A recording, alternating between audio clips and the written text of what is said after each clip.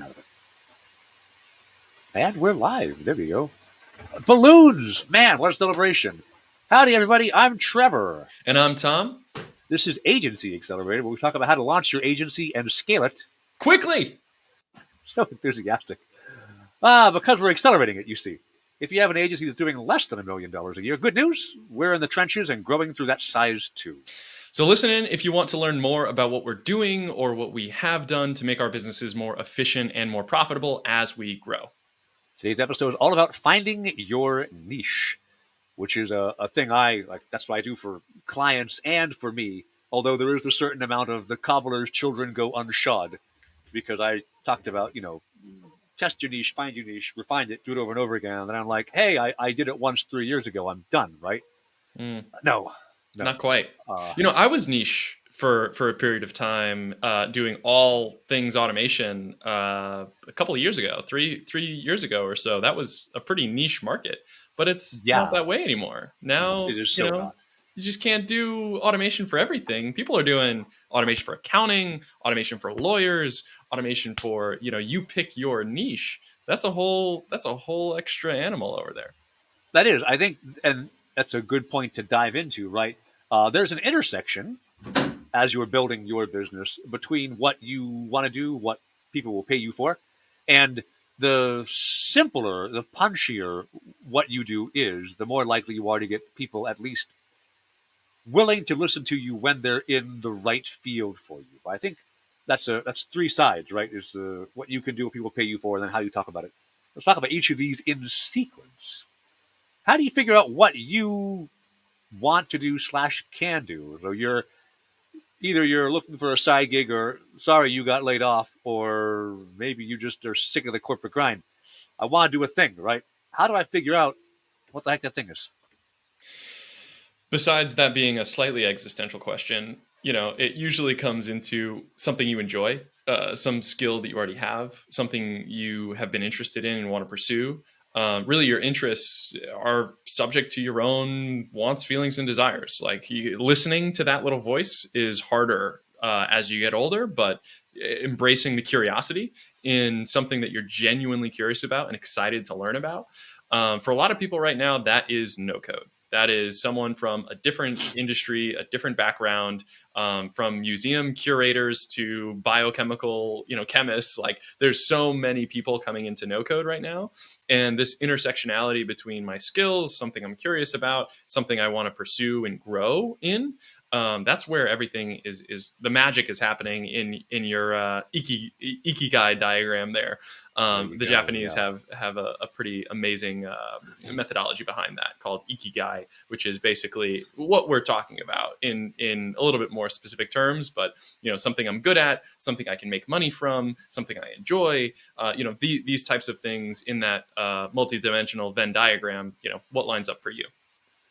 Exactly. And I think there's something that is worth considering there in what you want to / can do. Right, I'm a grumpy old marketer. That's fine. It comes with being old like the mountains. But the people who are launching a new business, you don't have to say, "Hey, I've got 25 years of marketing experience" before you get into doing marketing work. Right? You don't have to be complete expert at a thing. You just have to be further along than somebody who you can provide services to. Maybe you want to get into home services cleaning because you like tidying up. You don't have to be Marie Kondo. Right? All you have to be is better than, to come up with some random example, a family with twins and an 8-year-old boy, where their house always looks like a war zone anyway. So, like, there's just a little better, and enough to say, hey, I can come in and I can help, right? Mm-hmm. And that idea means some people will shut themselves out because they'll go, I'm not a master no-coder, right?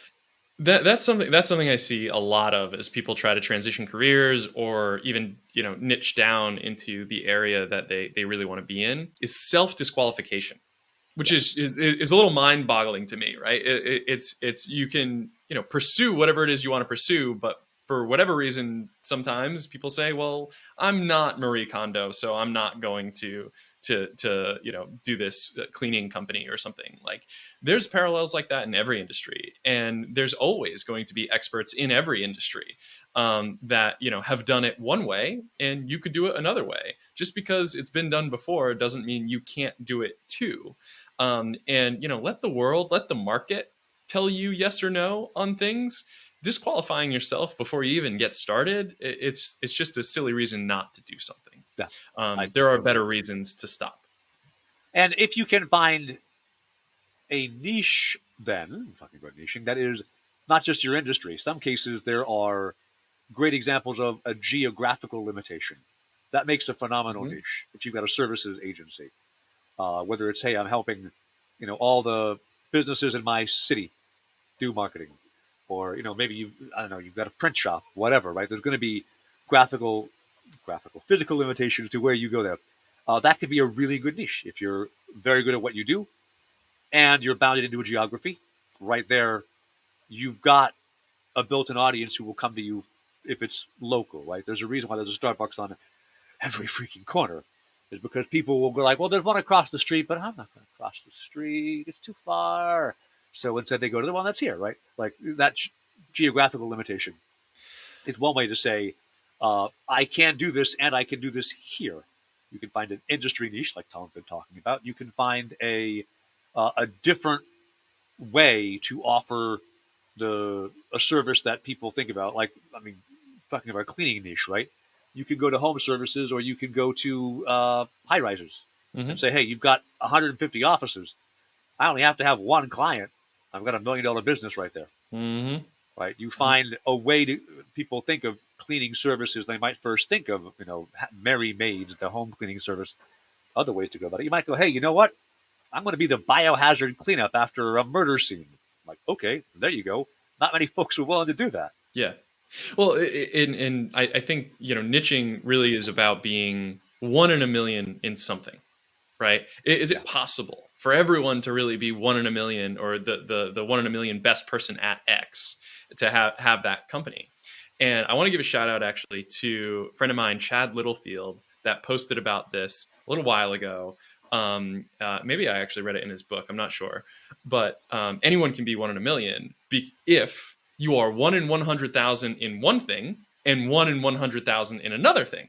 Now, it's a lot easier to be 1 in 100,000, right? And when you take those two things and you multiply them together, right? I am the only X who does Y, right? And that's how you can really get that much deeper into a niche, is by combining two attributes or skills that you have in particular, and be able to be hyper focused on that thing. So some of the really emerging successful automators and freelancers I'm seeing right now are saying, not only am I a no code expert and an automation expert, I am this expert in this industry. And it really makes their target, size of a dime, and they're able to speak directly to that audience because there's no confusion, right? How many automators are there out there? There's A kind of a lot. lot, and there's a very huge, growing number of automators out there. But then how many are focused on, accounting firms in Indiana? Not that many. Right. Right. Right, like that. That's how you can use these niches, or the way of sort of focusing your market, so you can really be able to speak to them more directly. Excellent. Yeah, because a lot of people who are looking to build an agency, even if it's just you or you and a handful of people, right? You could, yeah, go away, go away. A lot of people who are looking to build an agency, you and just a few people, you do half a million, a million, 2 million a year. That's all you need, right? You don't have to try and build a $20 million business. And by doing that, focus of, I love that, 1 in 100,000 and 1 in 100,000, right? You might say, oh, this market's too small. I mean, any halfway decent B2B contract is going to be a few grand a month, right? Mm-hmm. You get a dozen of that, just a dozen of that, and you're on your way to 500,000 a year. There you go, done, right? So Well, unless your niche is so small that there's not a dozen of it, you can make a go at it. Well, the another story I'll share about sort of combining those two 1 in 100,000 goals is I have a friend of mine that started basically a recruiting company not too long ago in the midst of the pandemic. And the organization is called Jobs for Humanity. You can see it at that link down there Oh, in no in the code Bitly building. link. I've Okay. linked it there. And their whole thing is creating jobs for neurodivergent, blind, single moms, refugees, different groups that have been marginalized or having a hard time finding jobs. And is there a shortage of job sites out there? No. Right? Like, is there Indeed and Monster and all these huge, huge, huge players? Yeah. Of course. But by niching down and down and down, and in their case by taking a whole bunch of niches and putting them under one umbrella and saying, hey, this is the umbrella of a whole bunch of niches for job seekers, they're able to create that market and focus in on their niche and really service their customers and their users, the job seekers, so much better. So you can be creative with how you create these niches. There's not a library of niches that you can pick from. It's all about what overlaps with your skill set, with some things that you want to do, maybe something aspirational, and combine them to just be specific. And it just makes communication so much clearer. It does, and it's what, like, a case study for me, right? So I run an agency. It's Agency Accelerator. Tom runs an agency too. We already talked about that. Uh, my agency from October of last year to July of this year was earning less money every month than the month before. The market changed. I didn't change my offer. There you go. Right. Bad Go to news. market. Go to market left. I Mhm. went to market, and then the market went away.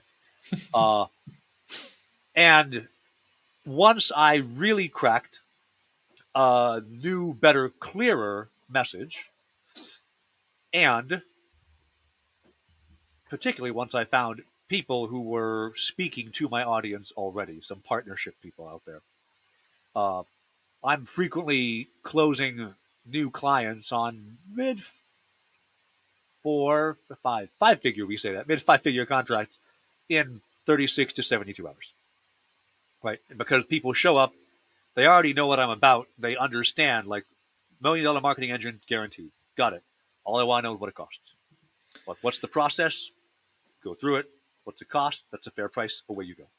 And if you're not a startup that is worried about your go to market, if you want a $5 million engine, if you want something that's not data based, if you like any of these other things, go away. Not for me, right? Yeah. There are Yeah. tons of ways to make a company make money. My way is not the only way. But if you're going to work with me, my way is the only way. But you're doing two things there. You're not only packaging your service, but you're being explicit about what your service is not for, Yeah, and you're willing to actually walk away from a deal. yeah, Someone says, "I'm willing to pay you those 5 figure deals, mid 5 figure deals, to do something kind of what you're talking about, but I want you to do it slightly differently." yeah. Right?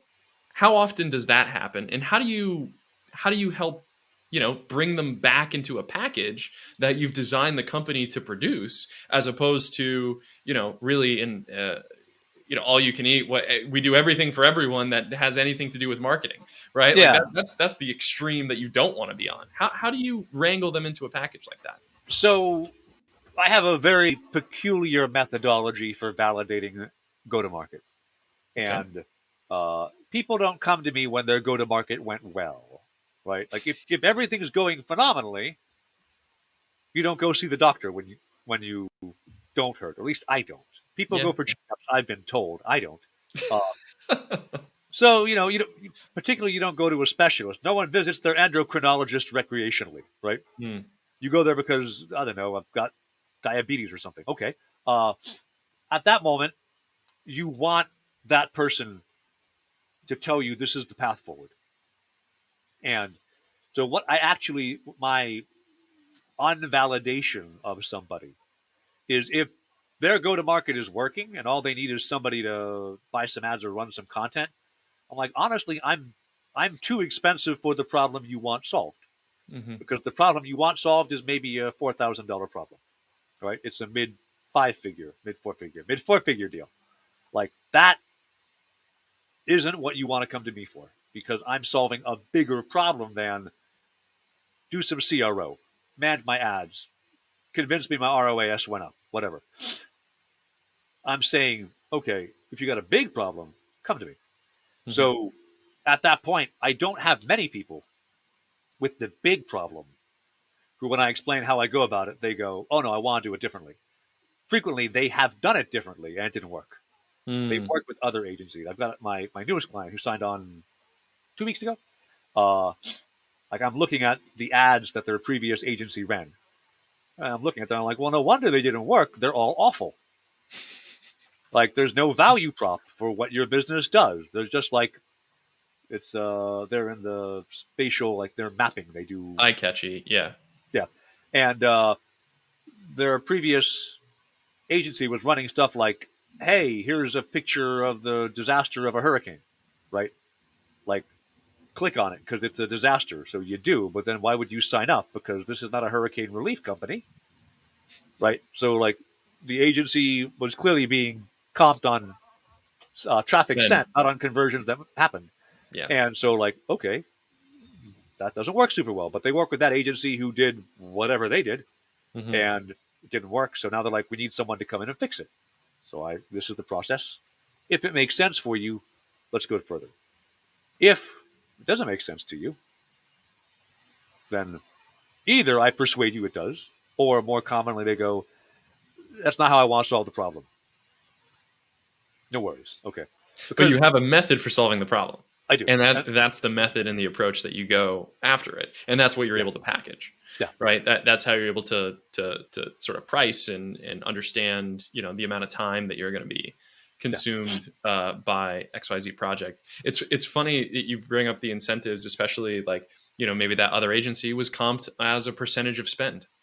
Right. So keep spending. Hey, we just need to spend $10,000 more in advertising, which gets us the, $1,000 a month or whatever their comp is. But there's really no incentive to actually improve conversion. And that's kind of the thing that matters in this whole, ad spend. Yeah, I've got another client I was working with. Like we're a performance marketing agency with media buy, strategy, whatever, and driving them tons of leads, and none of them were converting. Mm-hmm.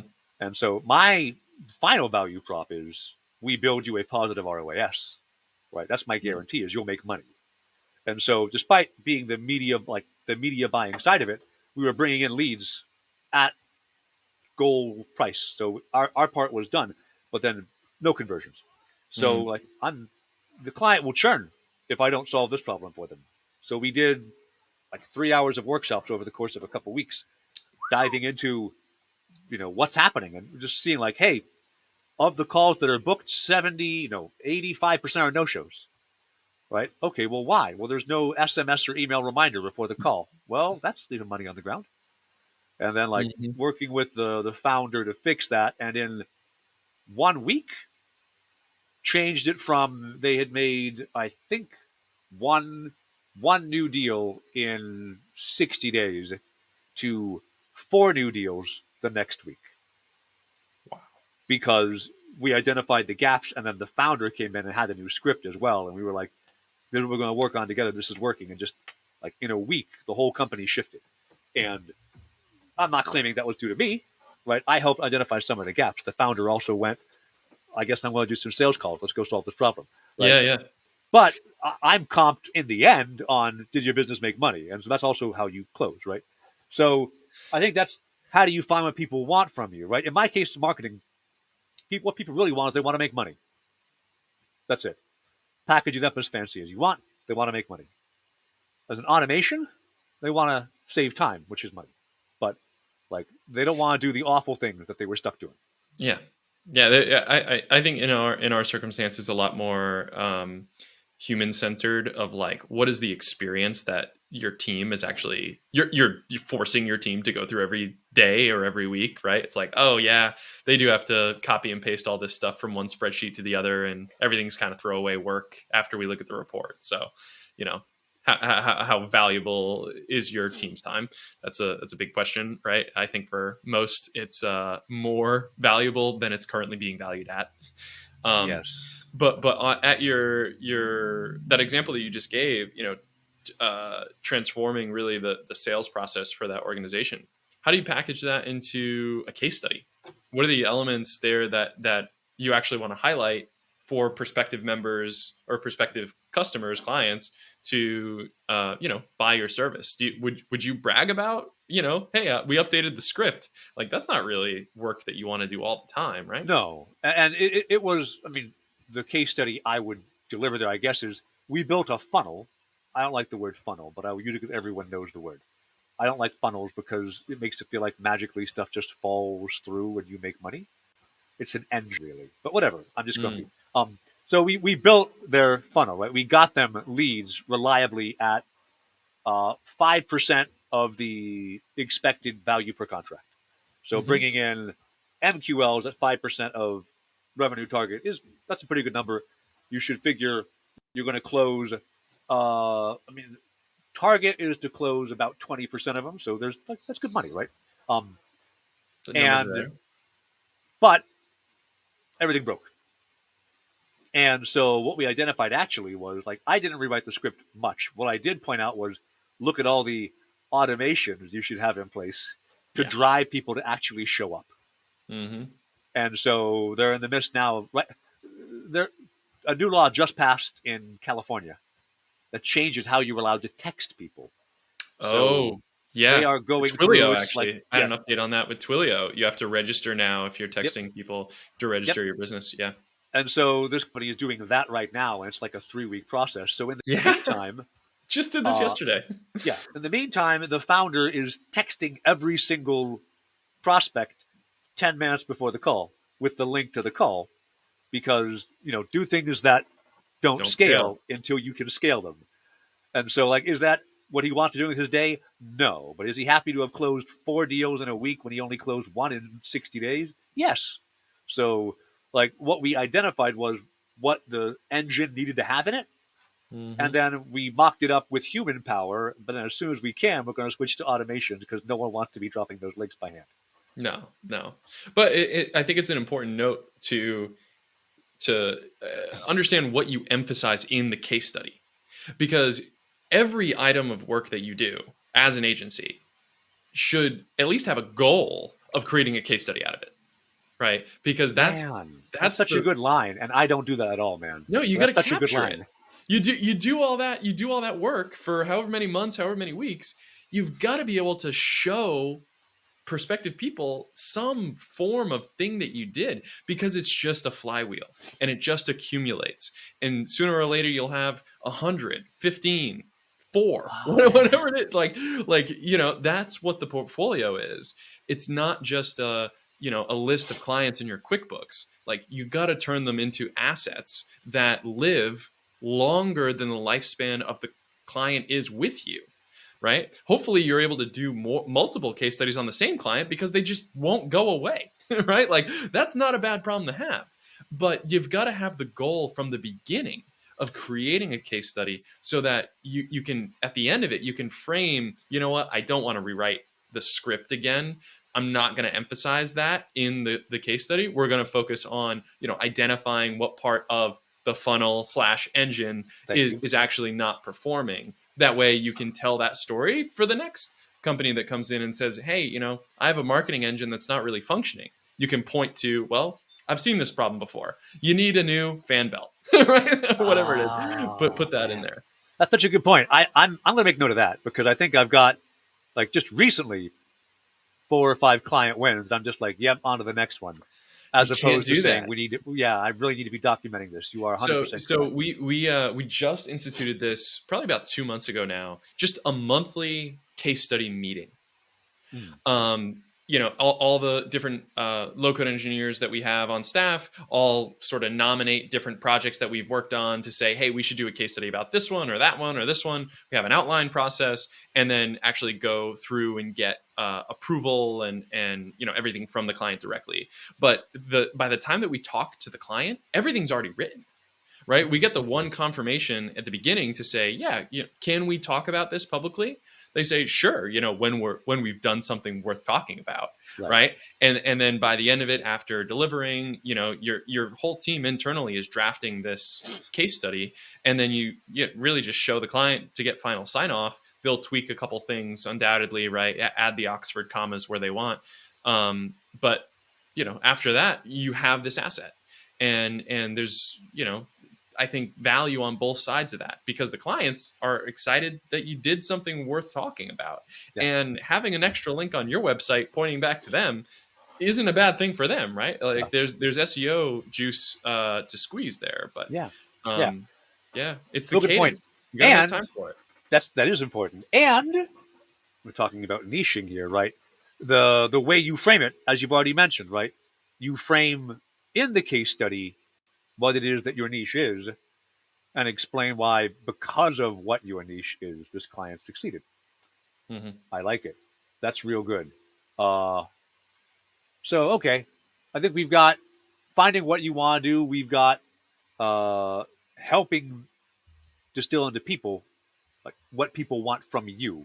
I do think there's some listening to be done here, and that is like all my calls I record with MeetGeek. Shout out Team MeetGeek.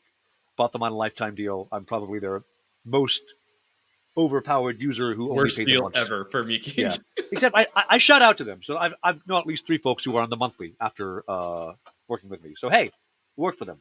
But I record all my calls with MeetGeek, and when I do a sales call with a lead, or when I do, because I will do after usually 45 days with a client, I will say, hey, let's do can you offer me a referral, right? Just kind of talk about how things have gone if you want to offer a referral. Both of those, I always look for what are the phrases that they tell me are important in why they bought from me in the first place and what they like about working with crowd tamers.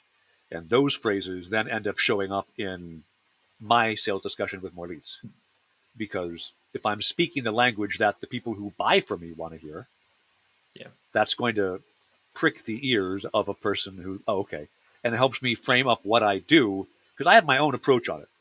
And I've got 25 years of marketing experience. So I'm looking at it super differently than a founder who's just like, I'm not sure how this works. Please make it go away. Yeah. And being able to speak to that person in their language, whatever your agency is, that's what makes you stand out above anybody else who's speaking about automations from the automator's point of view. Couldn't agree more. Couldn't agree more, Trevor. And like, to anyone watching this in the no code world, you're not going to get a whole bunch of companies asking for no coders, right? Like, that's not a term that is like business relevant. It's, what does my operations look like, or my digital operations look like, or what are the workflows that I'm asking my team to perform? They're not going to be saying what no code tools can impact my business. It's like, what is the department, or what is the thing that actually, sure, you might be using a no code tool that's really framed for the user to categorize what type of application am I using here. But from a business demand perspective, right, they're going to be asking for creating that $1 million funnel, or solving my operational problem, or building a source of truth that I can trust, right? Like these are things that language that your customer would use is very different than language that you might speak to another service provider with.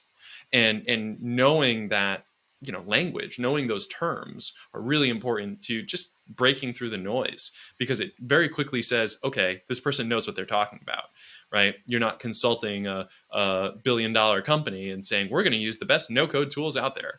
Like, it's just, that's not desirable. It doesn't mean anything to them.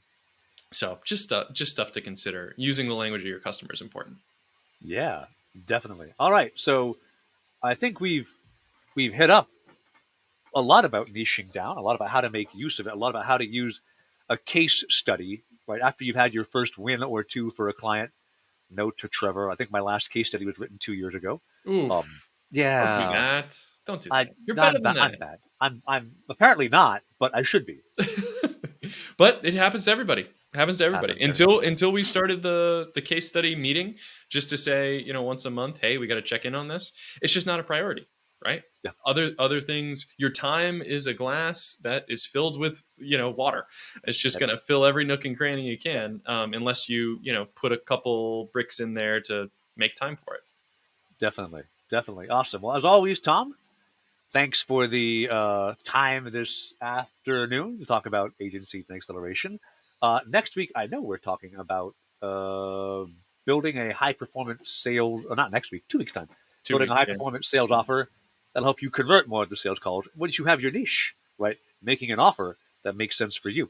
But in the meantime, anybody who wants to make sure to follow us to not miss out on our exciting next thing, where do they find you? You can find us on YouTube. At X-Ray Automation is our YouTube channel. We're just about to break 4,000 subscribers on YouTube, which is super, super exciting. We started the year at 312. So this just gives you an idea of, it's been a busy year.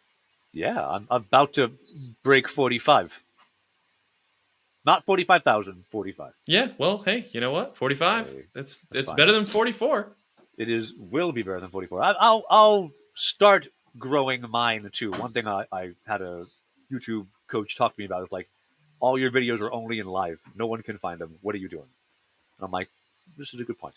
Yeah. So let's start posting these things not just to the live channel, but also putting them on the main one. Well, Hey, look at it that. just takes a lot of time. Like anything else, Yes. consistency is key. Yes. It took 2.5 years before we broke the 300 barrier, or 2 years at least until we broke 300, and then this is the third Now year, it's and there we go. And it's the industry too, right? As the industry gets more relevant, all of that work you've been putting into making all this great content is paying off because you're in your niche. I'm niched. Alrighty. It's good. And by the by, if you want to get a hold of me, I am on LinkedIn. Also, all of our links, I think, are on bit.ly.com/no code building. You can find us there as well. Thanks as always, Tom. I will see you in 2 weeks. Thanks, Trevor. Bye bye. Take care.